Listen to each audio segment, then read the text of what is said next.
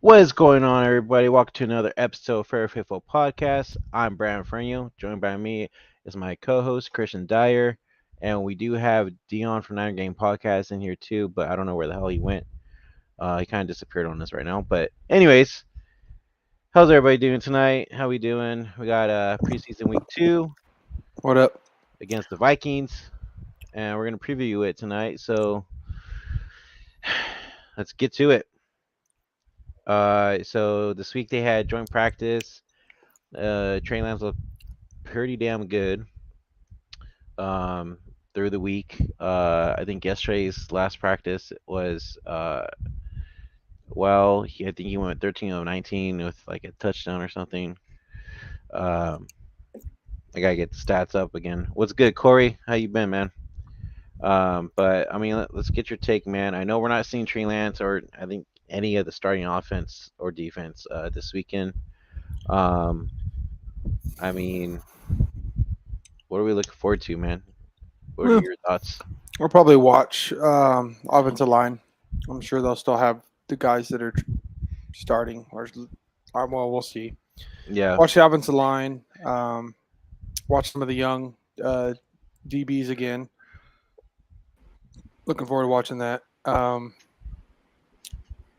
Uh, Maybe the receivers. Maybe Gray will play, and um, I don't even know who I don't even know who's really going to play because this is kind of like all the lower string guys. So, but actually, it might actually be interesting to see how well the backup quarterbacks do because they both look really good in the first game. So it'll hmm be interesting just to see how well they play. Um, the, I'm assuming Simeon's going to start and then Purdy will come in, but they both look really good. So if they look good again, it'll make me excited to know we have some viable backups. So kind of just yeah. I think that's the biggest thing to watch is just how well the quarterbacks play. Dion, what's your take on this week? Who we think we see play more tomorrow? And I know we're not going to see really the any of the starting O line or not O line, but offense or and defense really. But um, I mean, what are you looking forward to tomorrow? Honestly, it's just a heavy dose of the second string guys. I don't think we're going to see a lot of first string people in general. It's more so just going to wind up being backups. I think Sudfeld starts, and we'll see a nice long list of Sudfeld, and then a little bit of Brock Purdy, but not much. I mean, I'm probably expecting a lot of our guys to be able to do different things and show us something. See what we got in some of these backup receivers and see if they're really worth keeping or if they can do what they need to do. Probably a lot of TDP, a lot of hmm Jordan Mason, um, because Elijah's still out, and I believe Sermon will deal with the ankle injury, so that might shut him down pretty much for the rest of the season. And we still ain't seen Jeff Wilson Jr. So hopefully, get to see the backups, see what we got in those guys. Things look good there, so worked out well. What's going on, JV? How's it going? Corey, JV. once again, what's up? Yeah, I mean, do you think we'll see Burford again out there? I mean, he's been killing it, especially last week's preseason game. I'm kind of excited that he might be the new starting right guard. Yeah, What's your take Burford. on that? I think Burford's definitely going to be out there, and I think that he's Mm, locked down that job. See, here's the thing: as much as I wanted things to happen, it worked out in my favor because several things went on. Kyle Shanahan finally named Trey Lance the starter. That mhm, made me happy. And then to mhm. see Spencer Burford thrive at right guard, that's a great thing. And then you know what else happened? There is no competition about the center position. You know why? Because Daniel Brunskill can't play. He's hurt. Knee tendonitis. So with those continued problems Yeah, that he has, that tells me there is no competition. Because who else are you gonna put at center? Donovan West ain't finna come in and beat out Jake Brendel, who's been in the system for several years, mhm. and he has a rapport built with Trey Lance. The only person that possibly could have given him any problems would have been Daniel Brunskill. And we all know Brunskill was ass at center in 2020, so we don't want to see that again. But for me, yeah, man, I think Burford's out there. I think he's going to play a great job. What's going on, JV? Nothing but love to you, baby. Yeah. And I think that what happens is we see probably a heavy dose of Justice School or possibly Jalen Moore at right tackle because I don't think they're going to play Mcglinchey at all. 49ers throwback. What's going on, brother? What's up, Fern? What up, man? I mean, I'm going to drop out and come back in real quick. Give me a sec. Okay. Go ahead, Christian. I was going to say, isn't Banks doing pretty well, too? Everybody's all worried about him last season, and he's doing pretty well this season, right? Yep, I agree. What I'm also seeing, too, is we're going to see more Aaron Banks, of course, right? Mm-hmm. And you think I don't know, like I feel like Mcglinchey is hey Deon, was Mcglinchey out there this week in the joint practices at all? I didn't really see anything on him at all, but I wasn't sure. Has he not been playing yet? He didn't play last week, huh? I know he didn't play against the Packers at all last week, but is he still coming off the injury then? Yeah, he's taking it slowly but surely. How's Moore? Is Moore healthy yet? I haven't checked because I know he got hurt. I haven't. Let me see here. I haven't really gotten to look the past couple of days. Mm-hmm. But I think he should be okay now. I don't think he's having any issues anymore. But also too is hold on, I'm telling John to join if he wants to. But no, so I don't know, man. Like from the looks of what Steph from 49 Carats podcast and Jason Ponte and everybody, it seems like everybody was looking good in practice and everything like that. What happened? Oh man, I had to switch to my laptop, man. The computer is on one right now, so I'll leave it alone for a minute, and then I'll get back with it and mess with it in a second. All right. No, I was gonna ask you, have you heard any update on Moore and Mcglinchey at all with their injuries? As far as Mike Mcglinchey, I do not believe I don't believe he's going to play. I do believe Mike Mcglinchey winds up in a situation where he's just out this week, just due to a precaution. As far as that's concerned, I haven't heard any updates on Moore though, and none of the people interviewing the team have asked much about him anyway. So Moore is a question mark, along with the fact that definitely right now I think that we're going to have to figure out exactly what we're doing at right tackle. And honestly, it looks like Justin School is the next guy up. And I know he didn't play very well the last game, so we can see what happens. But I don't know. Well, because Moore's supposed to fill in if Mcglinchey's still hurt, right? Yeah. Yeah, Moore was there, but I think he had gotten injured as well. And no one has said anything necessarily about his injury. So this offensive line is going to be scary suspect all season. Yeah, the issue is we have to gel. Then that's what people forget. Like, we have to gel as an offensive line. We're not just walking in, just thinking that that's the case. It doesn't work out like that. Like, we have to have a situation where we are – what's going on, Roy Boy? We have to have a situation where we gel properly, we understand our keys, and everybody is working in unison as one. Yep. So starting offensive line looks to be Trent Williams, Aaron Banks, Jake Brendel, Spencer Burford, and hopefully Mcglinchey if he's healthy. If not Mcglinchey, then most likely Jalen Moore will probably start at right tackle once he's healthy, but that's a toss-up. We have to see what happens. I hate all the questions at the offensive line. That's why I was so beating the table for us to re-sign Tomlinson. Yeah, Lakin, man, that's going to be a big miss.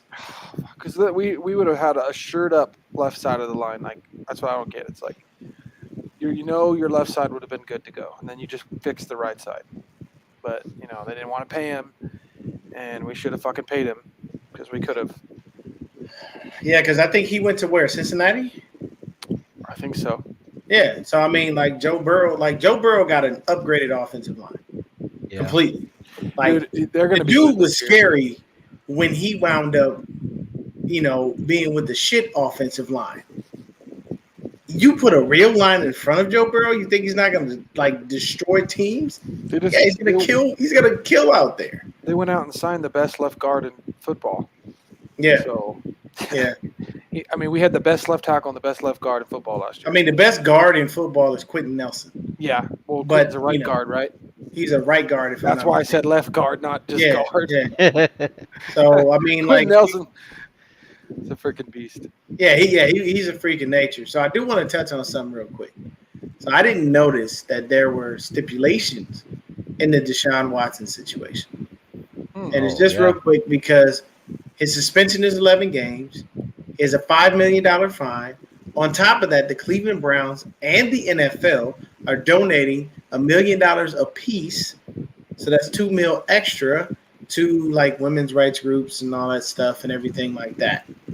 So he also has to undergo psychological testing therapy. And all kinds of stuff. Therapy. Just like therapy. Basically, Therapy to go ahead and meet the criteria that they've given him for a suspension. I didn't know all this stuff was in there.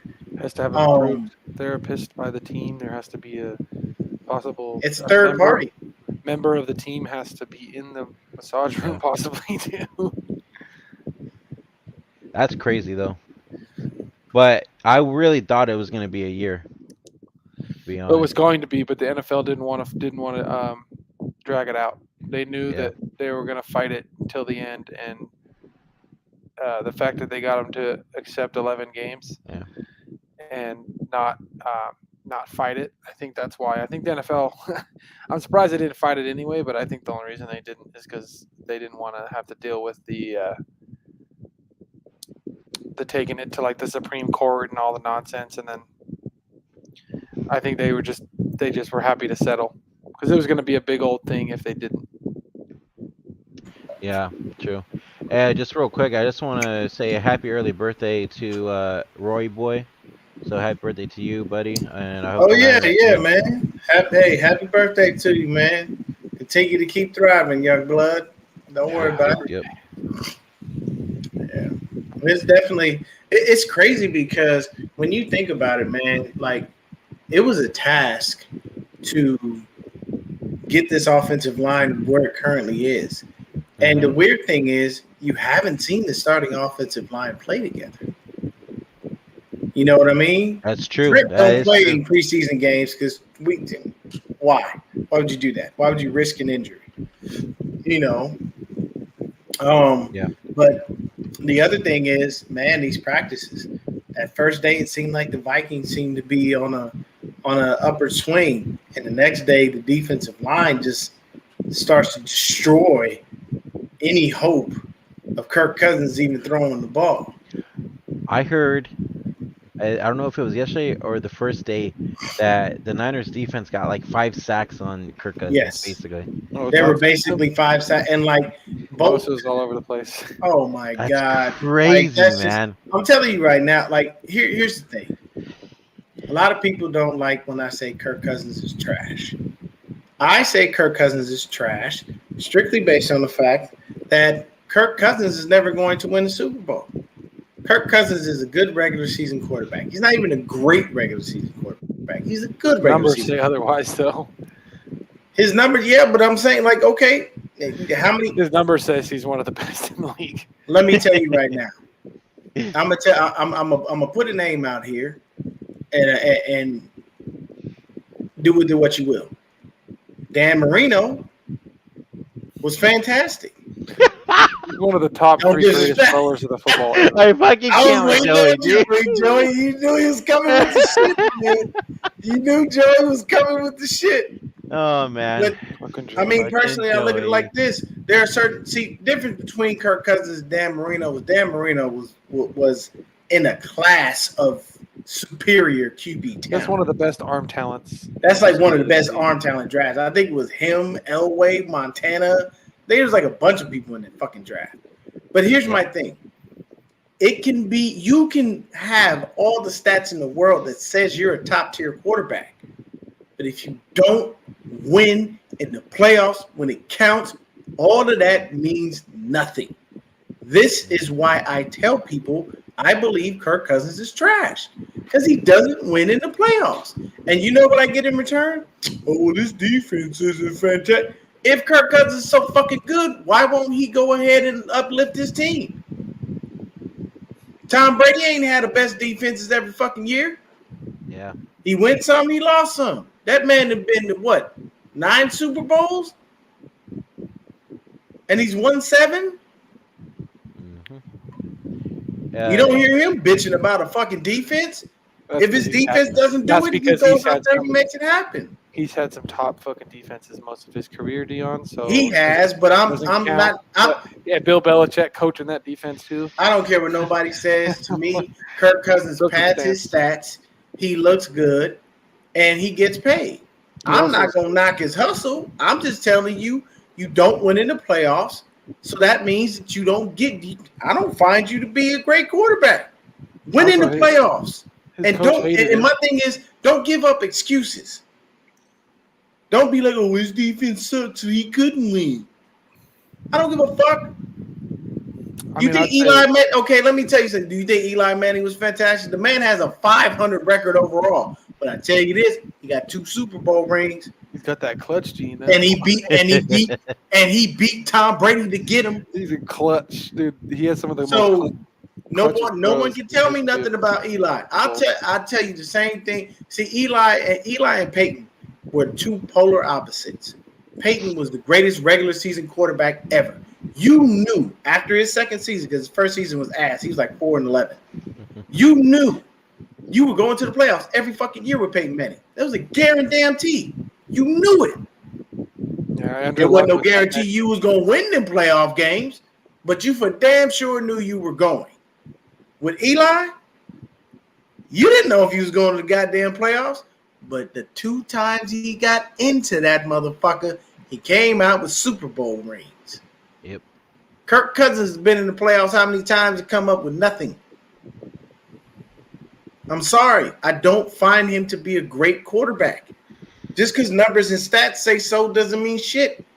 Can you win in the playoffs? No. Then sorry. You're not that guy. Yeah. And I don't give. I mean, think about it like this. Well, everyone gives him credit for his stats. Look at what Jimmy Garoppolo did. He didn't do shit in the playoffs. He just rolled the run game, defense, and special teams. And that man has a 4-2 record in the playoffs that don't belong to him. Yo, outside of the losses. Can I just say, Dr. Disrespect has a better arm than Jimmy Garoppolo? You see, he had a fucking cannon. Yeah, he did. He had a cannon. I was like, what? This is insane. Yep. This dude has a serious cannon. So John B said, Ayuk out there complaining about joint practices, and God knows I love Ayuk, but why can't he just keep some shit to himself? Kittle claims he likes them better than preseason games. He believes this is the reason why he couldn't keep that shit to himself, John, because it was boring. Why would you give a fuck? I know I wouldn't care. If I go into and then at the same time he's not getting targeted, he's probably barely on the field. Mm-hmm. So I just went to Minnesota for nothing. We got out here early to do joint practices, and I ain't doing shit. I'd say it's boring too. I'm sorry, you know what I'm saying? Yeah. Like it's that I don't think. I'll tell you right now, Kyle ain't putting Ayuk back nowhere near that doghouse. Nowhere near it. He's gonna be so good. Yeah, if he does that, Kyle is dumb for that. Dude, that's you hinder your offense when you do that. You know, like the whole Ayuk is the connection with he has with Trey Lance. I'm telling you right now, bro. Traditional number 1. He's going to go off, flat out. He is really going to blossom and turn into a star. And in this game, I'm gonna tell you right now, it's gonna be backups. Debo ain't dressing. You ain't gonna see how you go on the field. I'm telling you, it's gonna be mainly backups. And the beauty of watching this game for us, because we're actual Niner fans, we're fanatics. We actually watch the games. I will tell you this: the beauty of this game for us is being able to see what we have in these backups. Yep. So we know, okay, if so and so goes down, we're all right. If think about it like this: imagine if Jason Verrett is ready for the season, but Emmanuel Mosley can't go. I'm all right with Jason Verrett and Charvarius Ward on the outside and Samuel Womack the third in the slot. I think I'm okay. Because if you think about it, look at Womack. Look at his interceptions. His interceptions were not opportunistic. They didn't come by chance. They came by being a baller. He snatched the ball on the first interception. And the second interception, he just ran the route. If you do that, you will have multiple picks every year. So when you look at what we put out there right now, I'm telling you, we most likely probably going to start. I know they had, God, I cannot remember this dude's name, but they had Diamador Lenore, and they had another dude out there instead of Ambry Thomas, because Ambry Thomas was getting baked. I was just going to say that. I heard he was getting smoked. Justin Jefferson was out there just cooking his ass. Yeah. And I mean, we all know how that works, but they had another guy. Why can't I remember this dude? Because he's new. Like, I don't even know what the hell this dude is. And I heard we got Quantrez Knight playing safety. He's playing a little safety. He played a little nickel. So I think what they do is take the practices with a grain of salt. Yeah. Why? Because everyone is basically trying to figure out who's the next guy up. That's all they're doing.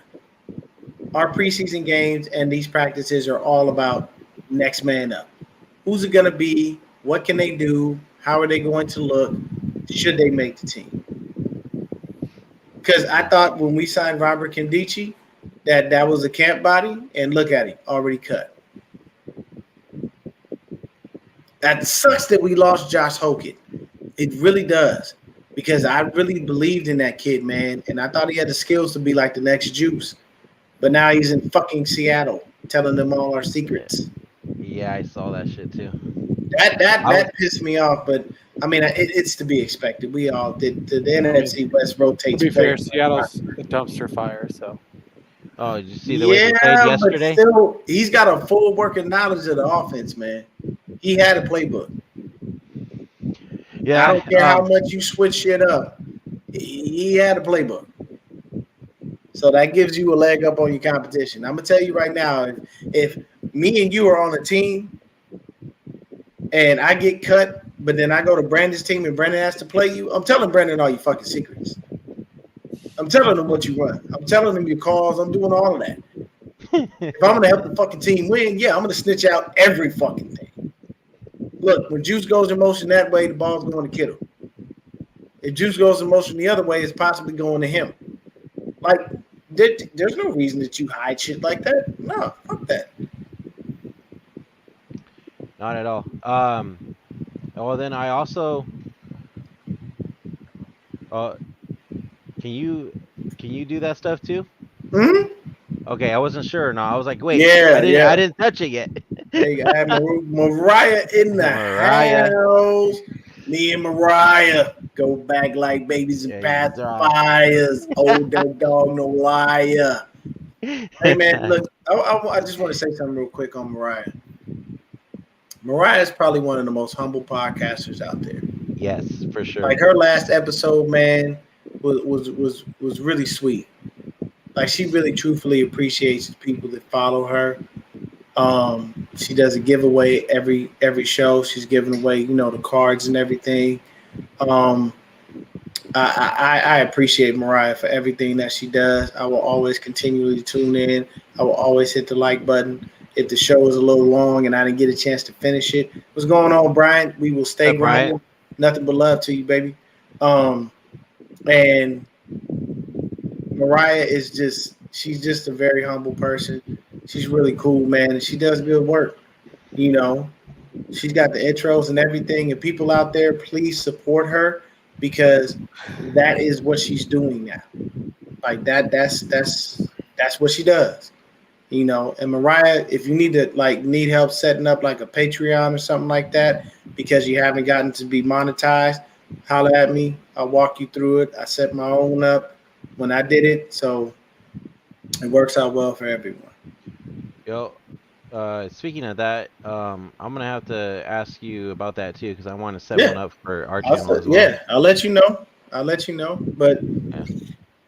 But yes, I agree with Deon. Mariah is killing it out there. I love watching her podcast every single time she's on. I enjoyed them a lot. Her and TL are killing it like no other. So we really appreciate your content as well, Mariah. So yeah. Hey man, so who did you? Okay, so Lefty, did you see Nick Bosa give that nice little chip to Mr. Cook there? I did. I did. And that's not even full speed. Let me see if I can find it. Just going for defensive player of the year this year. I think he's pretty pissed that they didn't give him comeback player of the year. Did you hear his dad on 97.5 The Game? Yo, Pops was playing. They didn't even give him one fucking vote for that. So I have a little clip about Nick Bosa. Speaking of Nick Bosa, let's I'm gonna go ahead and share it real quick. Give me a sec. Do this. Share screen. Screen 2. Boom. All right, I'm gonna mute myself so it doesn't echo. Okay.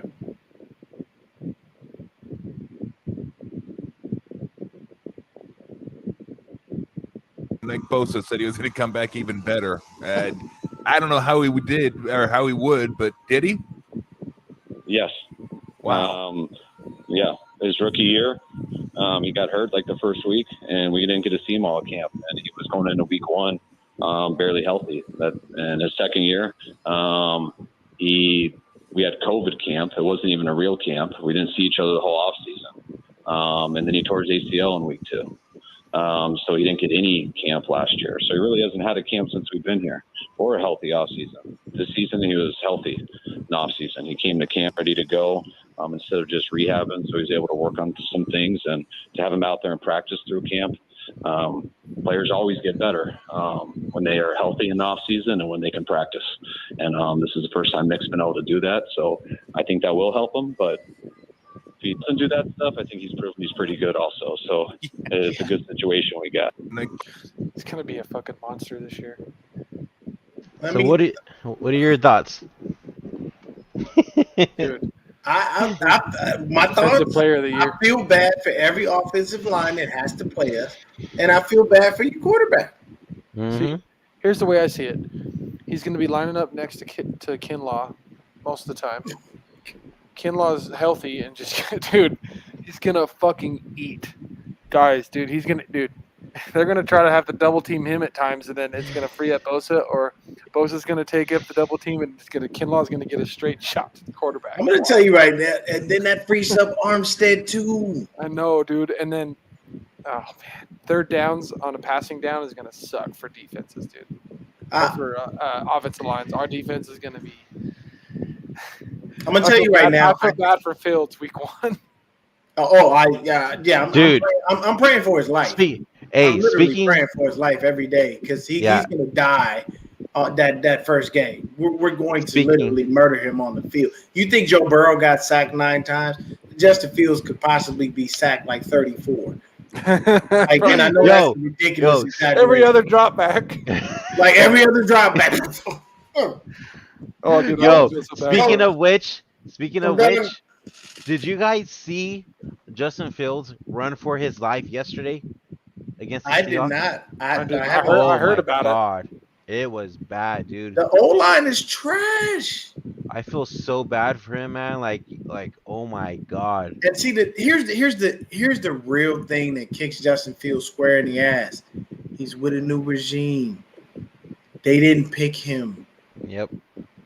And usually when that happens to a quarterback, you usually wind up on the short end of the stick. Don't believe me? See Josh Rosen. What happened? He came in. I believe he came in with Steve Wilkes. I believe it was Wilkes that was the head coach when he was drafted, and they shafted both of them. The minute Cliff Kingsbury got hired, what was the first thing they did? Ship Josh Rosen right the fuck out of town, and they had the number one pick. And Cliff Kingsbury held true to what he said he would do. If I got the first pick, I'm taking Kyler Murray. First pick, Kyler fucking Murray. And now that little short fuck is making $43 million a year. Doesn't even Do watch nothing. And he can't even. And he does. And they now they. Did you see them try to dial that back? Oh, it was a joke. We didn't really mean it. No, y'all meant that shit. That's the whole point of it. Especially our secondary can cover guys, so it'll make QBs hold on to the ball longer, which lead to more sacks. Defense is scary. Look, it's gonna lead to more 10 sacks in the first fucking week of training camp. 10 interceptions. My bad. If there's 10 interceptions in the first week of training camp, what do you think we're going to do to Justin Fields? Yeah. What's Lance going to do to a shitty defense because he's been practicing against the best defense in the NFL? This is like the perfect layup. See, here's what I'll tell you. You can build this game up. Oh, yes, the fuck you can. You can build this game up in ways you cannot imagine. Trey Lance, Justin Fields, Ohio State, North Dakota, Lance was the operative guy. Like you can build a storyline with this to make people intrigued. But here's the issue. You're not going to be intrigued if you're a Bears fan because you know your quarterback is set up for failure. You're intrigued if you're a Niners fan because you're going to watch Trey Lance's fucking you're going to watch his confidence skyrocket through the roof because he's going to wind up just destroying people. Yeah, I'm sorry, I don't see anybody on that defense that's going to give me a problem. Do you know which player are probably most excited for on the defense? Mm-hmm. It is Kinlaw, dude. I can't. When his bro, healthy, he is dude, massive. Bro, he was running over that O-line. Did you see that video? But his six-pack, like, fucking is like pops. Oh my god, dude, that guy is a fucking monster. Hey, he is. That's a large individual. I'll tell you right now. I'm not even gonna lie to you. So my last season I played on Madden, I broke the sack record with just Javon Kinlaw. I had 24 and a half sacks from that interior. I was mauling centers and guards. Like the young man is ready. And I think, honestly, the ceiling for Kinlaw is like 15 sacks. The floor would be like 8 to 10. But I think what they do is they wrote that right side opposite Nick Bosa. I think they rotate people. I think you're going to see some Samson Ebukam. I think you're going to see some Kerry Hyder. I think you'll see a little bit of Drake Jackson. I think they're going to continue to rotate guys. That's going to be the thing. Yes, 49ers throwback, you are correct. Trey did slide. Everybody that was his first time. That was his first time, and people were like, no, the man is serious. He ain't never slid in his life because he's too busy bowling people over. Now, mind you, it was a preseason game, so I'm okay with the slide. But in the regular season, that's a DB, man. Lower the boom on his punk ass. Run him over, man. He will. He's going to run somebody over one of these days, and people are going to be like, oh, fuck. I'll tell you this. If someone is between Trey Lance and the end zone and it's the game, he is not sliding. No. People, he's going to fucking He's a big murder. Fucking Joey. I want someone to talk to me the way Deon talks about can't. fucking Joey. Always Oh, with the dude. shit, man. Oh my God. Dude, but Okay. if that guy stays healthy though this year, God fucking damn. Oh yeah, he has Fuck. unlimited potential. Good luck to those Unlimited. guards and centers trying to fucking. Oh, this guy. Okay, so look, this is my thing, and this is what I've done now. So, if you don't know who Bobby Womack is, look it up. Bobby Womack has one of the most famous songs that he ever sung. It's called "If You Think You're Lonely Now." So, You lonely now. Wait, I heard you sing it, man.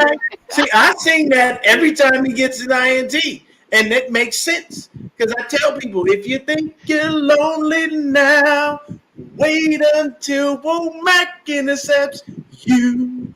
That's what's gonna happen every single time. And when he gets picks, I'm gonna keep singing this shit. That's my thing. I feel like he's the interceptions that I saw told me the kid is a star because they were contested interceptions. See, some dudes, they're just opportunistic. They're in the right place at the right time. I'm not going to, malign them for that or say they're wrong. But some dudes, they just are. They're right. It's opportunistic. It is what it is. Him, no, he's going to literally try to rip the ball out your fucking hands. He doesn't care. Yep. And he's only 5'9". So that means he's just an inch taller than fucking Kyler Murray. So that's basically what it is. Going back to you, throwback. Nobody's gonna double Nick Bosa and Javon. No way, they're running over that. I'm gonna tell you right now. Think about it like this: if you double Nick, if you force your line to focus on Nick Bosa and Javon Kinlaw, Eric Armstead, Samson Ebukam, Charles Omenihu, Kamoko Toure, Jordan Willis, Kevin Givens, all of those guys are still going to sack your fucking quarterback. If you take those two out of the equation, you think you've done something. You haven't.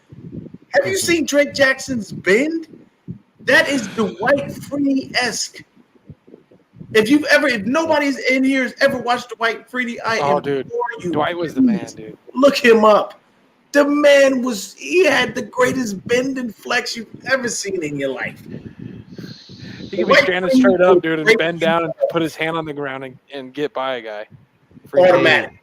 Fuck, dude. Freeney just be like, and then just bend his body, put his hand on the ground, and he's past the tackle like nothing. Oh yeah.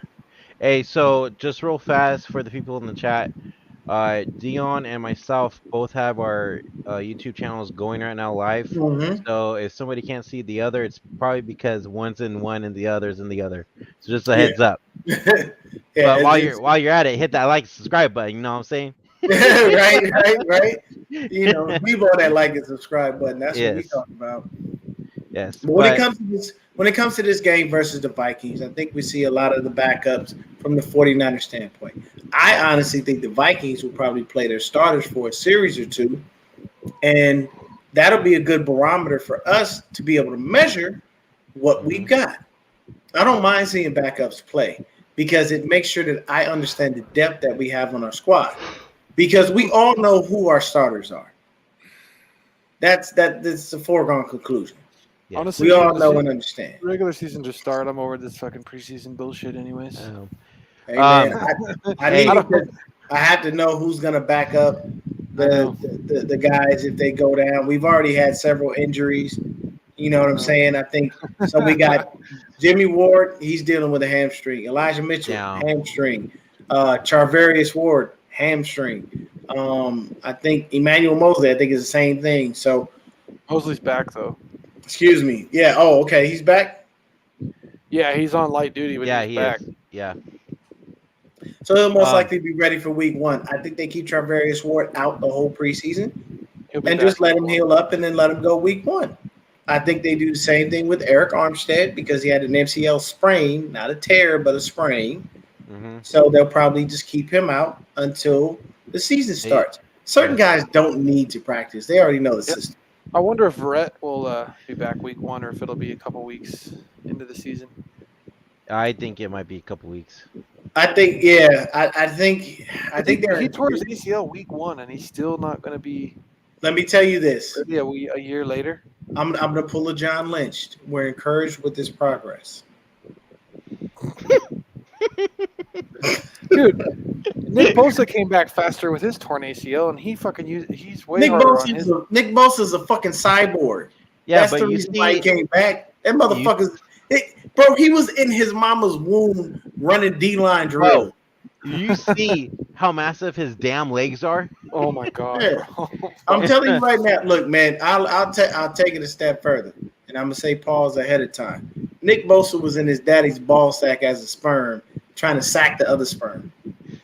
That's literally how it works. And this right, please hit play. All right, please here we go. For all of you naysayers out there, for all you motherfuckers that think that we ain't doing shit, and all of you, sportscasters and everything out there on national television out there talking shit about my Niners, let me tell you something. Chris Canty been on the train from day one, and he's gonna tell you why right now. Somebody got a bitch slap fucking Colin Cowherd when fucking Lance is run the MVP fucking front runner. Mm-hmm.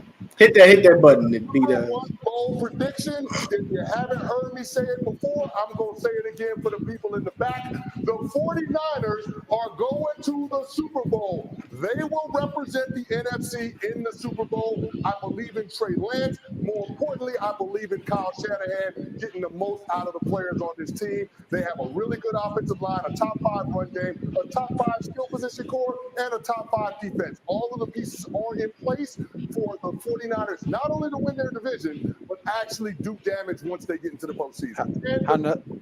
How nuts would it be fucking Lance versus fucking Allen in the Super Bowl? Fuck. I'm going to tell you right now, our defense better back the hell up because Josh Allen be throwing bombs. And he's so fucking good, dude. He's my favorite quarterback to watch. Here's the other issue with Josh Allen. That's a hell of a lot of a human being to tackle. I know Nick Bosa's big. I know Javon Kinlaw big.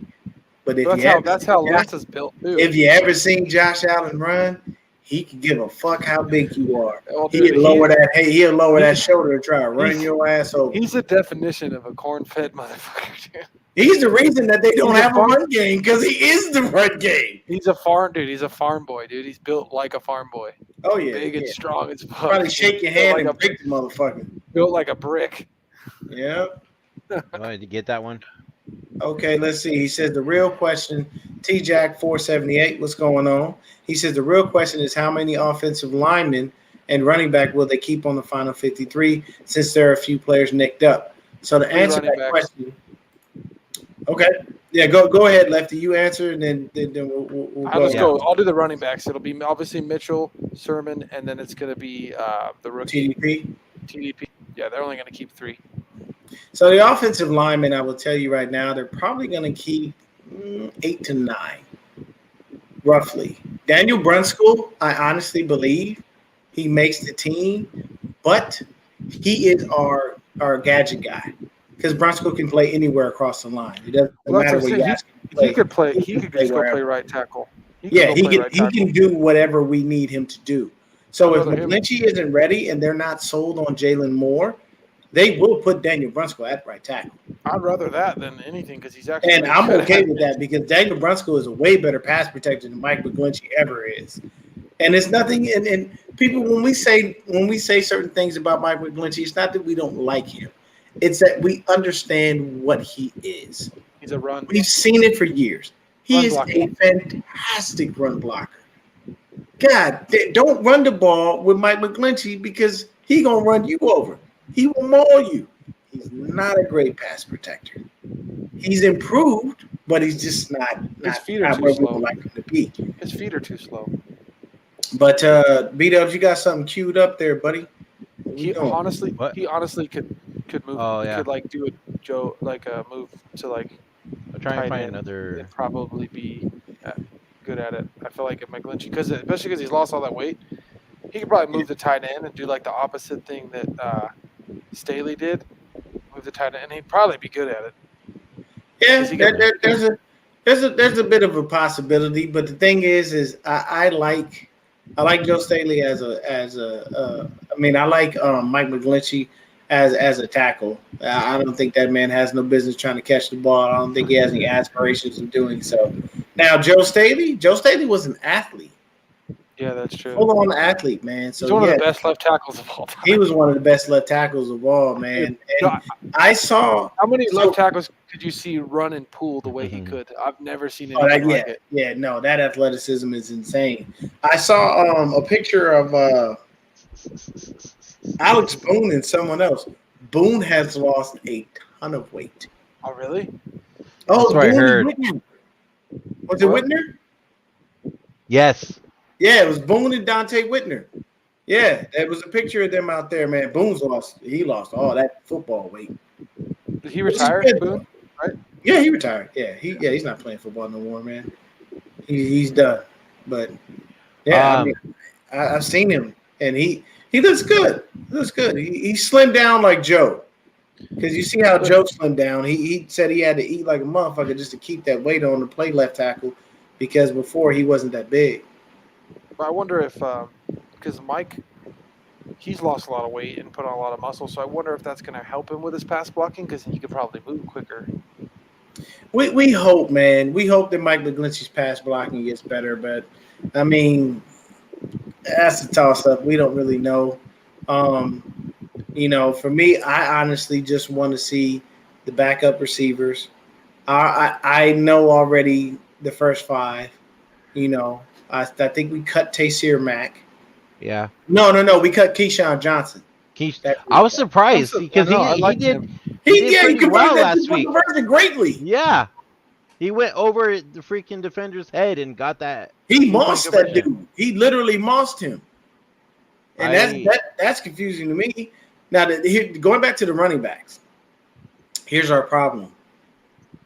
I'm going to tell you right now, this game, I think Jordan Mason goes off. Because all we have right now is Jermichael Hasty, TDP, and Jordan Mason.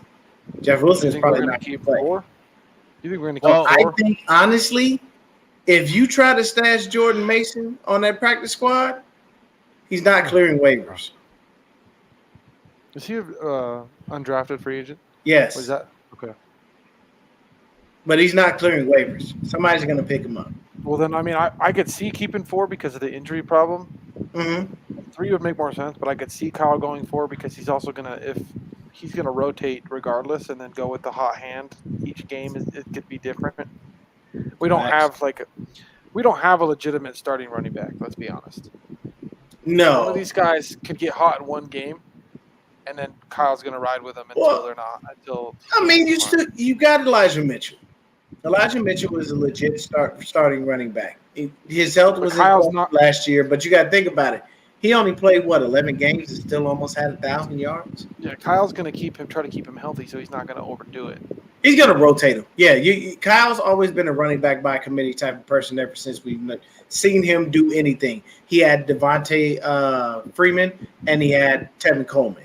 You know what I mean? I think the only time he had a true bell cow back was when he was in Houston with Arian Foster. Yeah, I want to get Elijah Mitchell the ball when we know he's going to get it in space. We got to run in between the tackles. I don't really want to see him do that. I'd rather see TDP do that, Sermon do that. I'd rather see Elijah Mitchell when we know we're going to be stunting a lot and running the ball and a lot of motion. TDP could be a great goal line back.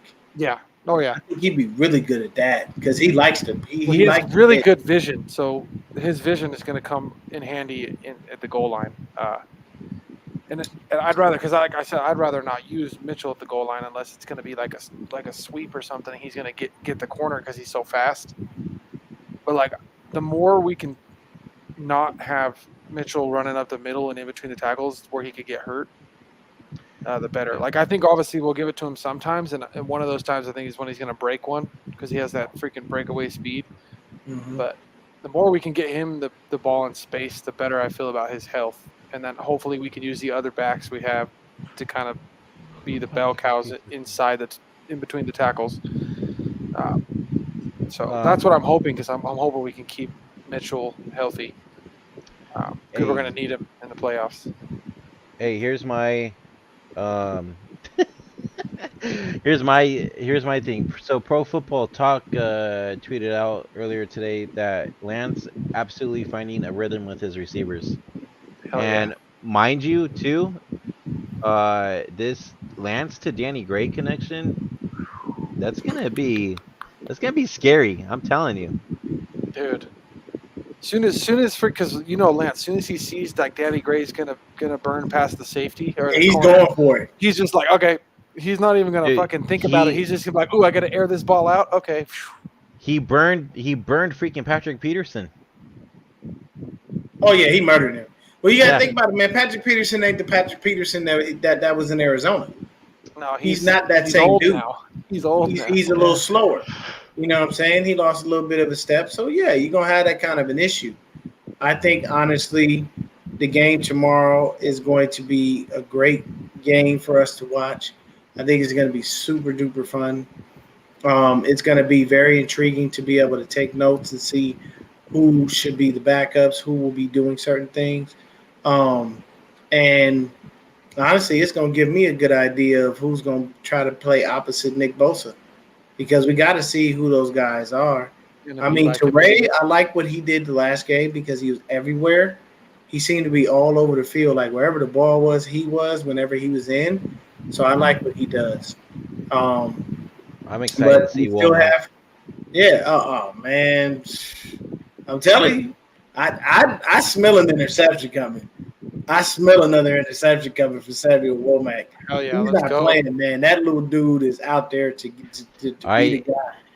I smell a pick six because he had 2 interceptions that were almost pick sixes. Well, no, that was one because the other one was Marcelino McCrary ball. Oh yeah, that was that one that got tipped up. Right. One. You're right. No, I thought his first one. I thought his first one was the one he ripped out of the guy's arms. Yes, that was the first one. The second one was, and the second one was just him basically running the route for the receiver and snatching it. Yeah, that was actually a really pretty interception, though. Yeah, that was horrible ball placement, just horrid ball placement. And then like with McCrary ball, his interception, like, do you see the protection on that? That's why he was able to get all them yards. They created a wall in front of him. Like he was out there running and everybody was there. Did you guys see Huff when he was mic'd up? Hey man, I don't care what nobody says. You gotta throw them T's up. Hey, yo, lower that hit on that ass. Oh my god, that hit he did. He's a beast, dude. I think he's gonna end up becoming one of the leaders of that defense too, along with because he's vocal. Yeah. He's a fucking badass. What did you hear about him not listening to Kyle, John? I don't understand. It's been all over Twitter that I guess he hasn't been the player that has been like basically like listening and all that stuff in practice and like training camp and all that stuff. And people are saying that's one of the reasons why they also cut him. Well, he's a first round bust. Yeah, he was picked by. I think he was picked by who? Arizona, like the Cardinals in the first round, and he's done nothing. Yeah, I think that's why Arizona let him go too, because he's just very. He's not a. What do you call it? He's not coachable. Yeah, basically. Yeah. Not coachable. And you can't do that. You got to be coachable in any sport you play. Yeah. Because you can always continue to thrive. You can get better. You can be better. But going back to the whole Danny Gray and freaking Lance thing, the fact that we saw that already on the second drive of preseason, which is what Kyle drafted him for in the first place, and we already fucking saw that shit right off the bat. Yes, sir. I don't know. They didn't really pan to Kyle, probably. But I could guarantee you Kyle is fucking besides himself because he knows what. I don't care what nobody says. The funniest thing for me is that Kyle literally, there was a meme. That's where I was going. There's a meme out there that says, when you finally see that your quarterback can throw more than 20 yards downfield. And they show basically everybody when that touchdown pass, they show like a bar and it was full of people and they showed that touchdown pass and saw everybody erupting. And that was the whole point of it. It's like, yes, we want, Oh, Kyle said stop laying out players and he wouldn't stop, so they cut him. I heard he was doing what? Well, I mean, yeah, you can't. It's practice, bro. We ain't in here to kill each other. That's the whole point. This ain't old school practice. Like, if he was in like the early 90s, they would have, loved him for that. Because that's when you went full goer practice. The NFL has changed. And you have to understand, hey, man, look, you can't consistently be out here hurting people, and we need bodies. I don't want to have to keep paying people left and right because you laying motherfuckers out. It's nice that you're doing it, but do it when we tell you to. Yeah, for real. And Kasarik, yes, that's a fact. Chris Kasarik does bring the best out of D linemen. You see what happened to Kerry Hyder when he left. Guarantee you Kerry Hyder had at least five to six sacks this year just off the rotation. Hey, before we head out of here, we didn't really get to talk post game from last week's game, but just real quick, I haven't seen Kyle Shanahan smile so big after that Trey Lance touchdown to Gray. Yeah, man. He's smiling about what's to come. It's because you want to see that. You don't want to sit there and watch your quarterback continually hit somebody over the middle, throw a little mid-range pass. Jimmy would have seen that shit downfield and not even look for it. How many times did we see Brandon Ayuk on the field having a fucking temper tantrum like a 2-year-old that didn't get some fucking candy because he was standing wide open and he wouldn't throw the fucking ball? Mm-hmm. Like, launch that shit, man. That's the thing, though. What? It's okay. Ayuk gets wide open because of how well he can run routes. Hey, and he's gotten better. That's the issue. He's gotten better. Dude, I'll tell you this. He's going to – I can't wait. This season is going to be bombs away. Dude, I'm telling you. Don't let these guys get open in the right space. He is going to be out there slinging that route because if you notice, Lance keeps his eyes downfield. Constantly. He ain't looking for the short shit. The dink and dunk is not what he wants to do. He don't want to do that. Lance wants to get the ball downfield and make big plays. He wants to show off that arm. That's the thing, though, is like even Kyle said, he's like, I don't care about the completion percentage if I get the big plays. Yeah, like what makes the difference? I'm already in scoring position. Give me the explosive plays. I don't care about the freaking lower completion percentage. Trey Lance was 17 of 25 with 430 yards and 4 touchdowns. Do you think I really give a fuck about them 18 misses that he had? Nope. He threw 4 touchdowns. He didn't give me an interception. Motherfucker had almost 400 yards. You think I give 2 shits about the misses or possible drops? No. I don't give a fuck. I'm good. Well, the crazy thing is this team is pretty similar to what it was last year when we made it to the NFC Championship. I feel like all Lance has to do is be like 10-15% better than Jimmy. Yeah. Kick everybody's ass. Yeah, Terradome. Yeah, man. Them fucking routes. Those fucking routes. There's no way in hell when Juice is that wide open that fucking Lance is going to miss him. He's going to hit him right in the hands. Hey, I'll tell you this, 49ers throwback. You know what we're going to do? We're going to do the number 10. Same thing he did to us. We're going to fuck him. We're going to fuck him with no Vaseline. We're going to hold his punk ass until the last cut day. And then we're going to cut him. Did you see what York said, though? Job. York said they had no problem. York said they had no problem keeping him. York's a fucking idiot. I think York's trying to get that trade. Let's be honest. He's like, fucking somebody come and get him. Yeah, you're not helping. Nobody. That was York's one last that we're selling. Hey, this is the response to York's comment that he made. Okay.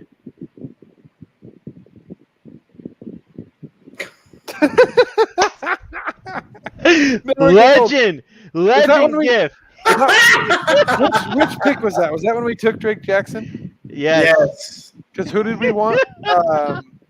Who did we want, Deon? I know we wanted the same guy. I think we wanted the same guy, but I wanted a defensive back. That's right. Me too. That's right. I wanted the DBs. Yeah. Yeah, man, that's basically the reaction to Jed York. Oh, dude, that's York. Look, do what you do on the team, man. On the team. Don't go out here talking about shit because you don't. Here's the thing: No one in this world is buying the bullshit that we're selling about Jimmy Garoppolo. They didn't buy that shit the offseason before the draft. They didn't buy it after the draft. They aren't buying it now. So what makes you think they're going to be dumb enough to do it this time? Let me tell you another thing. He's not going to Cleveland. They gave Deshaun Watson 11 games. Deshaun Watson will be back in game 12. Bro, he's going to Seattle. He will. Yeah, once he hits free agency, he can go up there. Now, Shannon Sharp, him and Skip Bayless were talking about. I'm so glad I clipped that out. Oh, that was you with that bullshit, Joey? Yeah, that was Joey. Oh, God damn it. But Joey. It's a situation where so Shannon Sharp and Skip Bayless were doing their show, and they were talking about the situation with Deshaun Watson. So, Shannon, well, listen here, Skip. I like Jimmy Garoppolo. I think he's better than Jacoby Brissett. So, if they brought Jimmy Garoppolo in, I think he could take that team, and they'd have a better record, than what Jacoby Brissett has brought. Jimmy Garoppolo was 33-14 as a starter, and Jacoby Brissett's like 14-23. So that tells you right there that Jimmy Garoppolo is the better quarterback. So, all that bull jive that everybody else is talking about. That bull jive. We need Jimmy Garoppolo to be in Cleveland to hold them up. Like, Cleveland would be dumb as shit to pay Jimmy Garoppolo stupid ass any fucking money to go there and do nothing. And I'm gonna tell you right now, I am going to keep it a buck. Oh yeah, Skip. I'll tell you this: if I'm Jacoby Brissett, and you tell me you are bringing Jimmy Garoppolo in, trade me. Trade me or cut me. I'm not about to sit behind this punk motherfucker again so he can have a fucking prissy ass moment. I got a broken nail. I have to go. I can't play, coach. You told me this today. We have a game in like 5 hours. I'm sorry, coach. This nail is just a hangnail, but it hurts. Really? That's what the fuck we're doing? Oh, fucking Christ. Oh, yeah, they're going to cut his ass. We knew it forever. Yeah, a lot of teams are saying, like, they'll wait for the Niners to cut him before they'll get him, because that's half of the contract and everything, That's okay, though. Go ahead. I don't care. Yeah. I can give two shits about you going ahead and picking them up after the fact. You're not getting anything. You're getting a mid-tier quarterback. I will not say Jimmy Garoppolo is trash. He's mid-tier. He's not elite. He doesn't have elite arm talent. Adam fucking Silver, you dumbass you. So there's nothing that you can really do with him. Say Adam Silver, you mean Mike Silver? You see the shit he freaking put? I stopped paying attention after he said that Jimmy Garoppolo had elite arm talent. That just made no fucking sense. Yeah. Like I truthfully, I will never understand that, because if Jimmy Garoppolo had elite arm talent, Trey Lance wouldn't exist. Keep it a buck. True. If he did, Trey Lance wouldn't exist. You know why? Because he would have hit Emmanuel Sanders in stride. We would have had a Super Bowl. We'd have had our sixth party. We'd have been looking for 7. Can I just point one thing out? Even though it's only year 2, we're already starting to see how right I was about fucking Zach Wilson. When I was fighting motherfuckers off, saying you guys are all fucking dumb, know what you're talking about. Yeah, man. Hey, look. They even talk about it in the media now. They're like, oh, he it's not like he comes back from injury and he's fucking good. They're like, he's still fucking playing like shit. I'm like, well, fucking tried to tell everybody, motherfucker's decision making is shit. I'm glad we went with Trey Lance. And the funny thing is like everybody said, okay, well, if Zach Wilson gets hurt, then he's going to go to the Jets. No, he's not. You know why Jimmy Garoppolo never's going near the Jets? Because they got Joe Flacco. You mean to tell me I'm going to take a Flacco's a better quarterback than fucking Wilson? I'm going to take a Super Bowl winning quarterback. Yo, I heard. And I'm going to trade him for a Super Bowl losing quarterback? Fuck out of here, bro. I heard Flacco was on fire, I guess, in just joint practices. Or whatever. That's why they don't. That's why they're not panicking. Yeah. It's easy to just run with Flacco for a couple of games. Like, you got to think about it. If you have a backup that's won a fucking Super Bowl and still has enough left in the tank to hold you over until that young kid can come back in, you're not trading for fucking Jimmy Garoppolo. Why? For what? Yeah. It doesn't make sense. He does. Jimmy Garoppolo does shit that rookies do. Yeah. Every mistake that Trey Lance interception here, every mistake that he makes, mark my words, every single mistake that he makes will wind up being a situation that Jimmy Garoppolo was in. And you know the difference between him and Jimmy? You can give Trey a pass for that because he's technically a rookie. But you can't give Jimmy a pass for that because he's a fucking vet. Here's how you sum up Jimmy Garoppolo. His final throw as a Niners an interception. Facts. That's true. That's big facts. That is the mic drop of all mic drops right there. Boom. Your final throw. Your final throw was the worst throw of your fucking 49er career. You are sacked. You are literally being taken to the ground. And you try with all your might to flip the ball to Jermichael Hasty. Now, if Jermichael Hasty was Juwan Jennings, maybe the ball is caught. Because Jermichael Hasty is like 5'6", and Juwan Jennings is like 6'4". You can't throw a ball to a motherfucker that's 5'6" like he's 6'4". There's a gap. It doesn't work like that. If you're getting sacked, you know what we had? Another down. You know what else we had? A timeout. These are things that could happen. Yeah. Every time somebody says Jimmy led the Niners to this and led the Niners to that, I'm like, no, Jimmy went on the ride with the Niners to that. Yes. Jimmy was along for the ride in the playoffs, and he was along for the ride in the most of the regular season games. I tell people all the time, you don't believe me? Look at his stats in our games. Do you know that Jimmy Garoppolo didn't even throw a touchdown pass in the first game he ever played for us? We won that game off Robbie Gould's leg. These are facts. You don't believe me? Go look it up. How many passing touchdowns does he have in the playoffs? 4. Many. He has 4 because he had 1 in the Super Bowl, and he had 2 versus the Rams. I think he had I don't think he had 1. He didn't have 1 versus the Vikings, did he? I don't know. Now I'm curious. See, you didn't spark my intrigue. We'll trying to get out of look here. it up and we'll talk about it next time. Yo, before we end this as well, I really want to show this video that Pat McAfee said. I was watching that live today because I watch his show every day. Taking shots at fucking Grant Cohn. Oh yeah, that shit was funny. The San Francisco 49ers are a fucking monster. Got a good video of him walking off the practice field, I assume in Minnesota, shirtless. He was the man that got in a fight with that bum-ass reporter, Grant Cohen. And Grant Cohen, obviously 4'2". This dude is a freak. Yeah. Holy shit. How cool would that be, AJ? I fucking love that so much. Are you serious? How much fun would that be? And, he is on record as stating that a reporter who talked massive amounts of shit about him said that when he walked up on him, he was cold as ice, motherfucker. Yeah. And I can see why, by the way. I don't know if there's many people that aren't cold as ice as soon as they see Javon Kinlaw. He's moving up in my rankings of greatest athletes on earth. Just from that one walk-off video, it's great to see. Absolute dope. Javon. Yeah, Javon is.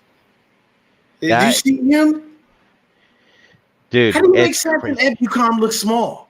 Because I believe that's who he was walking with. Yeah. And Ebukam is like ripped to the max. That motherfucker's like somebody chiseled his body out of clay. He's ripped. And then Javon out there, this is insane.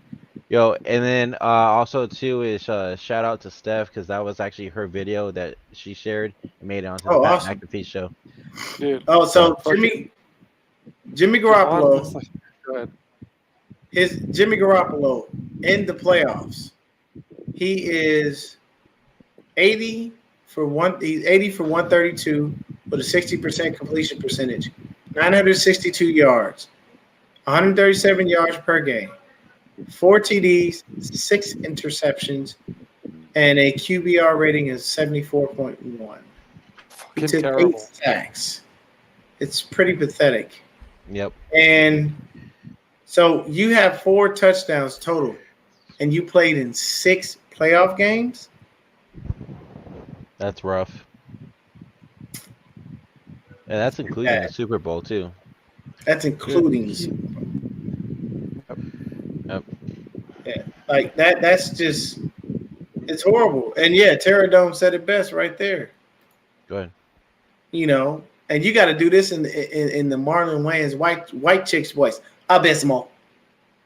When he was talking to Terry Crews about playing basketball. I can't. You remember that shit? You remember when he was doing that? They were talking at the table. He was like, I'm a high school forward in the league. And he went through and see, you gotta that's what Jimmy does. Jimmy goes, I'm 4-2 in the playoffs. And you know what you do? Go ahead. Every time Jimmy does something stupid and Kyle wants to choke him out, and Kyle's fucking reaction is, fuck, hold my poodle. Hold my poodle. That's the fucking best line from the movie. Hold my poodle. I'm telling you. Yeah. Would you want some of this? You want some of this? I'll take on the ball for you. Like he was really. Oh, hey, the best part. Oh, you want to talk about mamas? Mothers. He said, doesn't he say mothers? You want to talk about mothers? He's like, your mama so old when she breastfeed, it comes out like this. And it was like, baby powder. He said, what else did he say? He said, your mama's so stupid she went to Dr. Dre for a pap smear. Oh my God, Dr. Dre, my pussy's doing the beatbox. See, look, this is. Oh, I'm about to give it to you right now. Watch. So this is Jimmy when he's at dinner with his little porn star girlfriend. Did you see me in the playoffs, lady? I'm 4-2. Really? Let's take a look at your stats. So 60% completion percentage. Pretty simple. 962 yards. No one cares. In 6 playoff games, you have 4 TDs and 6 interceptions. Abysmal. Your stats are trash in the playoffs. You rode the coattails of everyone else. There is no hope. So it is what it is. Hey, watch this. Before we end it, I got one more freaking thing for you guys. All right. Ready to go.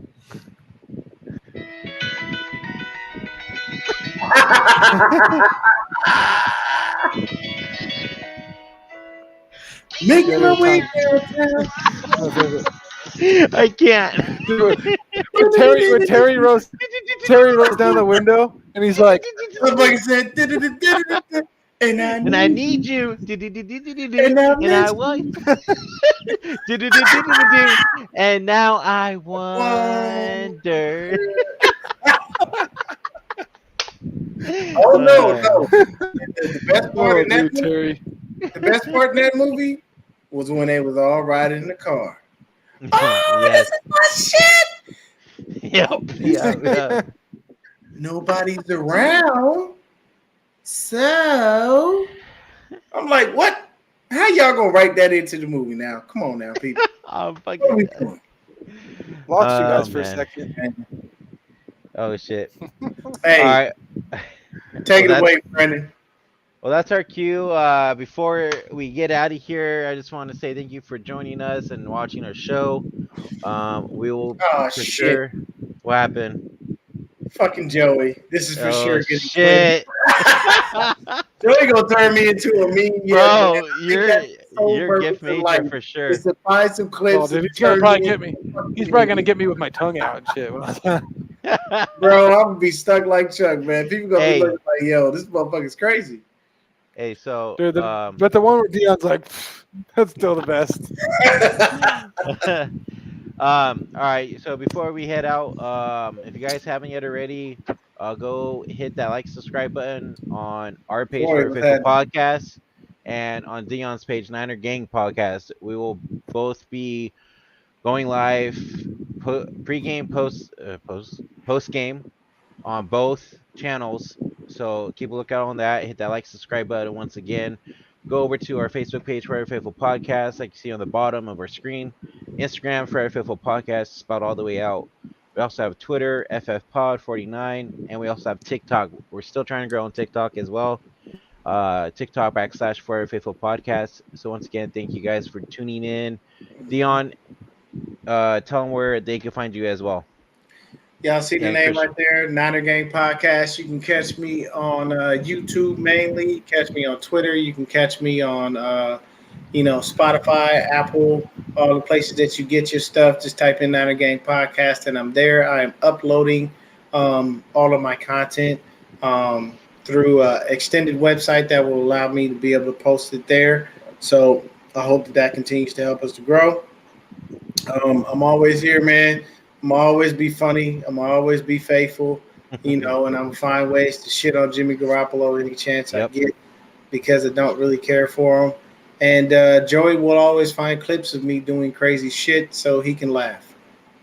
Yep. And also, too, I want to shout out that we're also on the audio version, Spotify, Apple Podcasts, iHeartRadio, SoundCloud, all the podcast platforms that you can find. We're all on there, Forever Faithful Podcast. Christian, before we head out, let them know where they can find you as well. Oh, just you know what, Twitter, Joey? You kiss my ass. I hope you draft like Trent Baalke tomorrow. Joey gonna be in there. Oh, I don't know if I strapped a quarterback, or if I strapped a running back, or if I strapped defensive lineman. But I'm gonna go with the guy that's you know what I'm gonna do? 2 torn ACLs in each knee. I'm gonna draft a kicker. Wait, what guy has torn both ACLs in each leg? That's my guy. We're gonna sit him. He's gonna redshirt him for the first year, and then after that, I don't know after that what's gonna happen, but that's what we're gonna do. Yeah, that's basically what's gonna go down. I hope you draft like shit too, Joey. God, believe me, I'm winning. I'm gonna win, goddammit. All right, Christian, go ahead. Just left it 1680 on Twitter. You guys know that I tweet that much. Yeah, we know. To be fair, I don't use a lot of social media that much. It's all good, man. It's all good. I'm just an old guy. but and I'm the oldest one on this fucking podcast. I know, but I'm the one that least uses freaking. Oh, dude, that's so funny.